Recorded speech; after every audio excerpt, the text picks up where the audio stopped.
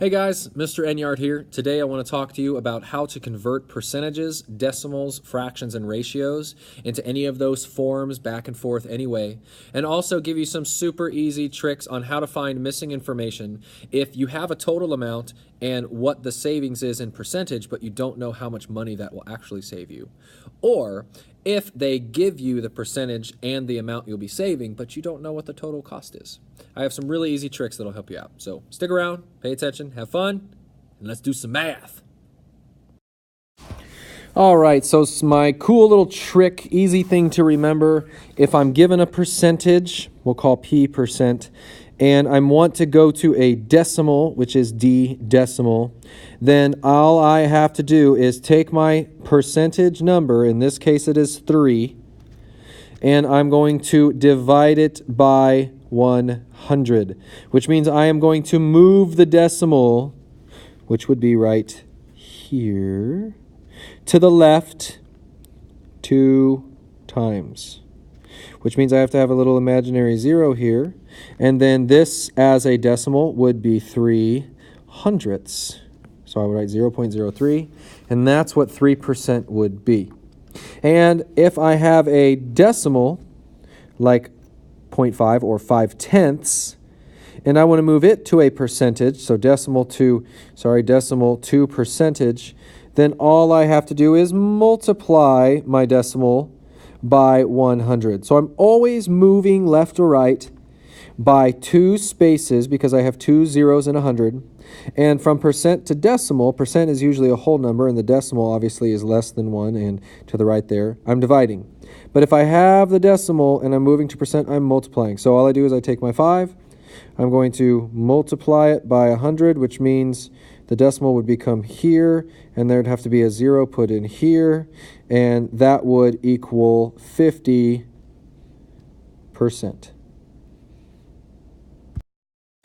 So now let's go into what would happen if I'm, let's say, looking for a sale, or I'm looking for a percentage of an amount, or I'm looking for a total amount if I'm given a percentage with how much it is off. So T is going to represent the total or the whole part, the whole amount.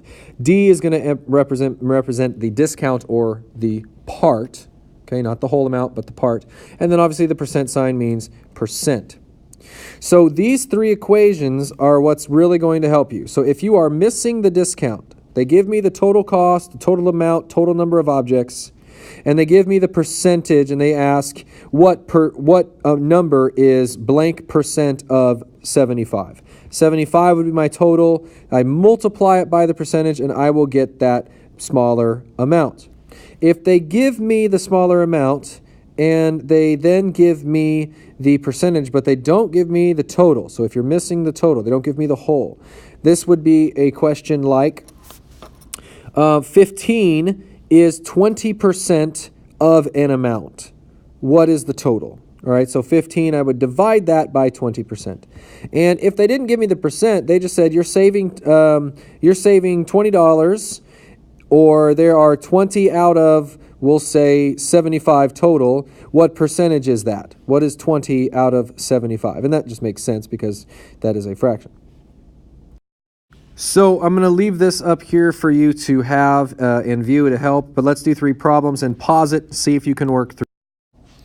So imagine you're at the store and you're going to buy a couch that says it is 20% off of the original price of $300, okay? So $300 is the original price, and we are going to save 20%. We want to know how much money we're actually saving. How good of a discount is that? So very clearly, I'm going to be using this equation. I am missing the discount. I don't know what the discounted price is. I do know what the total or original cost is. That's my whole amount. And I know what the percentage is. So all I have to do is multiply 300 by 20%. So I would set up 300 and I would multiply that by 20%. Now all of us know 20% is not a whole number of 20. 20% is actually 0.2 or 2/10, right? Because it could also say 20 over 100, right? And 20/100ths would equal 2/10. So it's actually 300 times 0.2, and I can do that on a calculator, or I can multiply 300 by 20 and then divide it by 100. 300 times 20 is going to be 6,000. 6,000 divided by 100 is going to be 60. So 300 times 20 divided by 100 is 60. So the discounted price saves me $60. That's not what the cost is. The discounted price is not $60. The discounted cost would be 300 minus 20%. So as I do that, I realize I am actually going to be paying $240 for this $300 TV, which might be, or couch, whatever it is I said it was. This might be a great deal, but I just used a specific equation and plugged in my information. Okay, so for question 2, we're going to have a discount. We're going to say that we're saving $25, or that 25 is, you see this word is, 25 is, we'll say 40% of an amount. How much is the amount? So I'll be using this equation because I'm missing my total. So I'm going to take my discounted amount, or my part. Part is 25. 25 is 40%. 40% is 40 hundredths, which means it's a part of a whole. So 25 is part of a whole. So I take my part 25, I divide it by my percentage, which is 40%, but as we saw before, 40% is actually 40 hundredths, not a whole number of 40, which means it is 0.4.